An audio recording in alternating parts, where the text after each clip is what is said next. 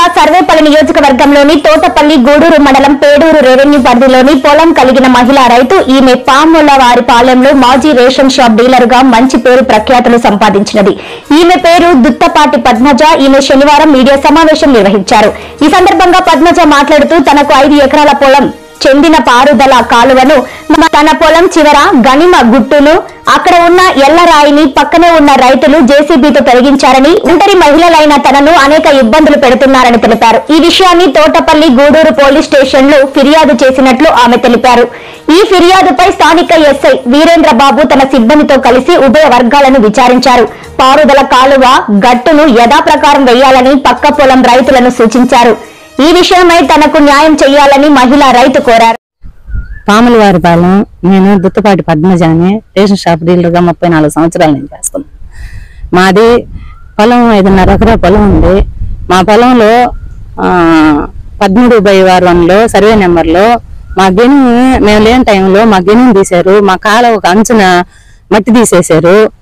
మేము లేనప్పుడు తీయాల్సిన అవసరం లేదు కదా, మేము ఉన్నప్పుడు తీయాలా. నేను ఒక్కదాన్ని అయ్యాను. నా భర్త చనిపోయాడు. నా భర్త చనిపోయే సంవత్సరం అయింది. నా బౌండరీ రాయి తీసేశారు, నా కాలువలో కాల్చారు. నేనున్నప్పుడు అన్ని చేయాలా. నాకు ఏదైనా న్యాయం చేయండి. నా రాయి నాకు వేయించండి. కంప్లైంట్ ఇచ్చాము. ఎస్ఐ గారు కంప్లైంట్ ఇచ్చాము. నిన్న సాయంకాలం 6 గంటలకు వచ్చాము. నేనే చూసుకున్నా, ఎవరూ చెప్పలా నాకు. నేను కైకి నీళ్లు బారినయా లేదని వచ్చి చూసుకుంటే అప్పుడు గెనుమంతా నరికేస్తున్నారు. నేనే చూసుకున్నా. నేను చూసుకొని అప్పుడు అడిగా, కదురు వసంతమ్మ నాన్న అని అడిగాను. అదేమి మేము తాకలేదు అని చెప్పారు. అక్క తాకుండారా, నా గెనుని కట్ చేస్తున్నారు అక్క అన్నాను. వాళ్ళు తాకలేదంట అని చెప్పింది ఆమె.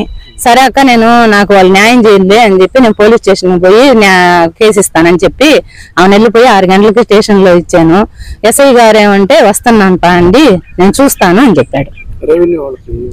చలపతి సార్కి చెప్పాను. చలపతి సార్ కేసు ఇవ్వండి, నేను వచ్చి చేస్తాను.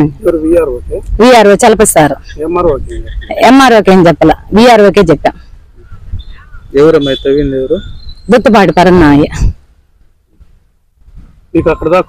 మాకు అరిని కాడి నుంచి మాది సొంత కాలవది, పంట కాలవది. మాకు నీళ్లు బాద్దండి హక్కు. మాకు ఇంకెవరికి లేదు. ఊళ్ళో అందరు పెద్దలనైనా కనుక్కోండి.